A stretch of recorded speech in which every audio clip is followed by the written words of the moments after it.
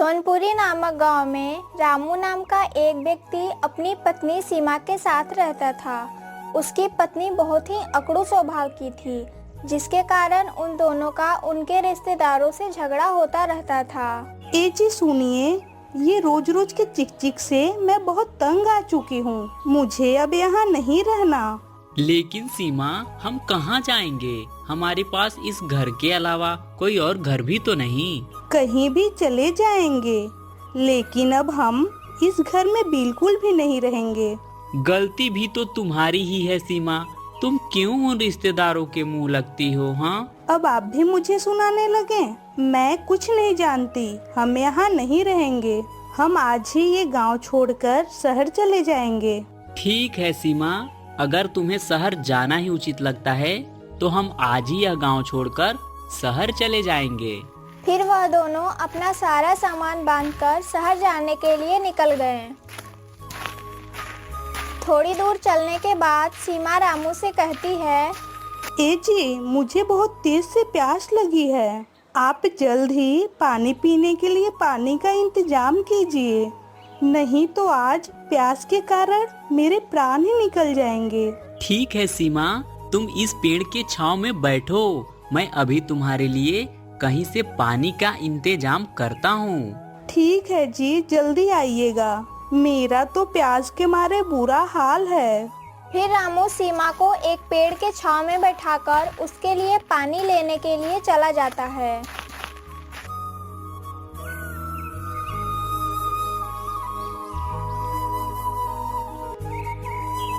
तीन घंटे बीत जाते हैं, लेकिन रामू पानी लेकर वापस नहीं आता है। अरे, ये अभी तक पानी लेकर क्यों नहीं आए? मेरा तो प्यास के कारण दम घुटा जा रहा है। अरे ये रहा पानी। मैं जल्दी से इस मटके में पानी भर लेता हूँ। सीमा मेरा इंतजार कर रही होगी। फिर रामू पानी से भरे उस मटके को लेकर सीमा के पास पहुँचता है। हे भगवान, ये क्या हो गया? सीमा, आंखें खोलो। सीमा, मैं तुम्हारे बिना एक पल भी नहीं रह सकता। हे भगवान, ये क्या हो गया? रामू ने पानी लाने में बहुत ही देर कर दी और सीमा ने प्यास के मारे अपने प्राण त्याग दिए। हे भगवान, मैं अपनी पत्नी के साथ नया जीवन आरंभ करने के लिए शहर जा रहा था, लेकिन तूने उसके प्राण हर लिए। कृपया करके मेरी पत्नी के प्राण लौटा दो।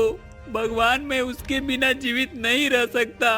रामू की प्रार्थना सुन वहाँ एक आकाशवाणी हुई और भगवान वहाँ प्रकट हो जाते हैं। रामू मेरे बच्चे, तू रो मत। एक ना एक दिन इस दुनिया से सभी को जाना है।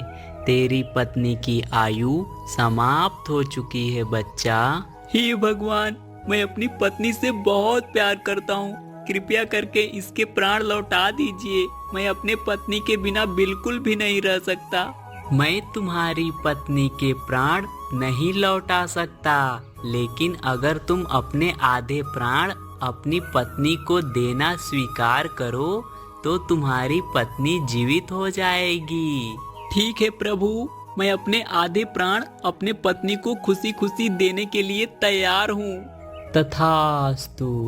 फिर रामू अपनी पत्नी को अपने आधे प्राण दे देता है और उसकी पत्नी जीवित हो जाती है और भगवान भी अंतर ध्यान हो जाते हैं। ए जी, आप पानी लेकर आए। मुझे बहुत तेज से प्यास लग रही है। अब जल्दी से मुझे पानी दे दीजिए।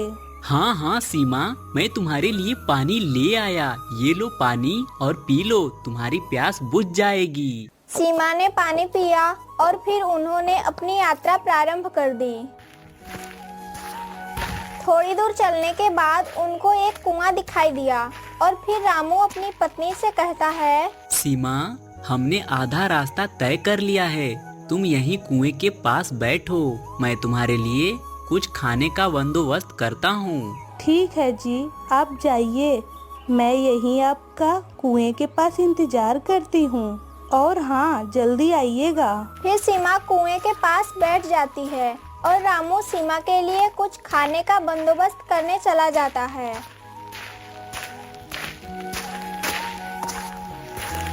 जी, आप कौन हैं और यहाँ कुएं के पास क्यों बैठी हैं? क्या आप किसी का इंतजार कर रही हैं? मैं अपने पति का इंतजार कर रही हूँ। वह मेरे लिए खाना लेने गए हैं। अगर आपको ऐतराज ना हो तो आप मेरे साथ मेरे घर चल सकती हैं। मैं आपको पेट भर खाना खिलाऊंगा और आपको अपनी रानी बनाकर रखूंगा। सीमा मोहन की मीठी मीठी बातों में आ जाती है और उससे प्यार कर बैठती है। लेकिन अगर मेरे पति ने मुझे आपके साथ देख लिया तो आफत हो जाएगी। अरे आप डरिए नहीं, जब आपका पति यहाँ आएगा हम दोनों मिलकर उसे कुएं में ढकेल देंगे और एक हंसी खुशी जिंदगी बिताएंगे। मोहन और सीमा आपस में बात कर ही रहे होते हैं कि तभी वहाँ पर रामू आ जाता है। ये लो सीमा, मैं तुम्हारे लिए खाना ले आया। लेकिन ये तुम्हारे साथ ये व्यक्ति कौन है? जी, ये व्यक्ति यहीं से जा रहे थे। मुझे कुएं के पास बैठा देख मेरे पास आ गए। खैर ये सब छोड़िए, क्या आप मेरे लिए खाना लेकर आए? हाँ, मैं तुम्हारे लिए खाना ले आया। अब तुम जल्दी से सारा खाना खा लो, हमें आगे भी सफर तय करना है। ए जी, लगता है कुएं में से कुछ आवाजें आ रही हैं। लेकिन मुझे तो कुछ आवाजें नहीं आ रही। लगता है यह तुम्हारा भ्रम है सीमा। नहीं जी, ये मेरा भ्रम नहीं हो सकता। आप कुएं में झांक कर देखिए ना, लगता है इस कुएं के अंदर कोई है। ठीक है सीमा, अगर तुम कहती हो तो मैं इस कुएं के अंदर झांक कर देखता हूँ। फिर रामू कुएं में झांकने लगता है और मौका देखकर सीमा और मोहन रामू को उस कुएं में धकेल देते हैं।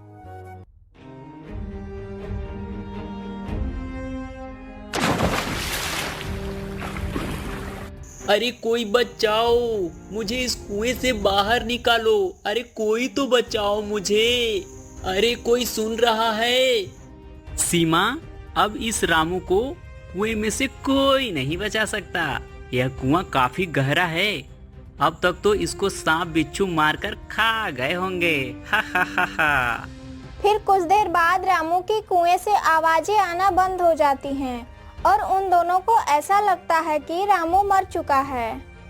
अरे वाह, लगता है यह मर गया। अब हम दोनों को कोई अलग नहीं कर सकता। हा हा हा हा हा हा। और फिर वह दोनों आगे बढ़ गए और थोड़ी देर बाद मोहन सीमा को अपने घर ले जाने लगा। अरे मोहन, तुम्हारे साथ ये स्त्री कौन है? क्या तुमने शादी कर ली है? हाँ प्रधान जी, मैंने शादी कर ली है और यह मेरी पत्नी सीमा है। प्रधान जी, अब हमें आशीर्वाद दीजिए। ठीक है भाई, नई शादी मुबारक हो। चलो अब मैं चलता हूँ, मुझे और भी काम है। यह कहकर प्रधान वहाँ से चला जाता है।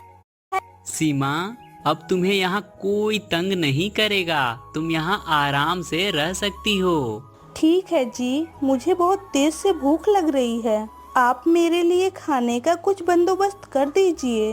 ठीक है सीमा, तुम यहीं रुको, मैं अभी तुम्हारे लिए खाना लेकर आता हूँ। फिर मोहन सीमा के लिए खाना लेने चला जाता है और इधर रामू कुएं में से मदद की पुकार लगा रहा था। अरे कोई मुझे इस कुएं से बाहर निकालो। अरे कोई तो बचा लो, नहीं तो मैं यहाँ मर जाऊंगा। अरे कोई तो बचाओ। रामू की आवाज सुनकर कुछ लोग कुएं के पास आते हैं और रामू को कुएं से बाहर निकालते हैं। और फिर रामू उन व्यक्ति से कहता है, मुझे कुएं से बाहर निकालने के लिए आपका बहुत बहुत धन्यवाद। मैं आपका यह उपकार जिंदगी भर नहीं भूलूंगा। वो सब तो ठीक है भाई, लेकिन तुम इस कुएं में कैसे गिर गए? वो तो शुक्र है भगवान का कि तुम इस कुएं से बच गए, क्योंकि इस कुएं में सांप बिच्छू रहते हैं। फिर रामू उन लोगों को मोहन और सीमा की सारी बातें बताने लगता है। ओ अच्छा, तो यह बात है। क्या नाम बताया तुमने अपनी पत्नी का? जरा फिर से कहना। मेरी पत्नी का नाम सीमा है और वो बहुत ही धोखेबाज है। अगर वह मुझे मिल गई ना तो मैं उसको छोड़ूंगा नहीं। अरे भाई, तुम यह समझो कि तुम्हारी पत्नी तुमको मिल गई, लेकिन वो कैसे? क्या तुमने मेरी पत्नी को देखा है? वह कहाँ रहती है? हाँ भाई, हमारे गांव में एक मोहन नाम का व्यक्ति रहता है और उसने अभी अभी शादी की है। और उसकी पत्नी का भी नाम सीमा है? हो ना हो वही तुम्हारी पत्नी सीमा है। भाई क्या आप मुझे बता सकते हो वह दोनों कहाँ रहते हैं? गांव के सबसे अंत में उन दोनों का घर है, वह दोनों वहीं पर रहते हैं। मुझे यह सब बताने के लिए आपका बहुत बहुत धन्यवाद। ठीक है भाई, अब मैं चलता हूँ। ठीक है भाई, हम ईश्वर से प्रार्थना करते हैं कि तुम्हें जल्द ही इंसाफ मिल जाए। फिर रामू मोहन और सीमा को ढूंढने उस गांव के अंदर चला जाता है। अरे भाई, क्या आपने मोहन और सीमा नाम के दो पति पत्नी को देखा है जिन्होंने अभी अभी शादी की है? अरे नहीं नहीं भैया, मैंने नहीं देखा। मैं इस गांव में नया नया हूँ, तुम किसी और से पूछ लो। फिर रामू कई लोगों से पूछता है, लेकिन उसे मोहन और सीमा के बारे में कोई जानकारी नहीं मिलती है और थक हार कर रामू एक पेड़ के नीचे बैठ जाता है।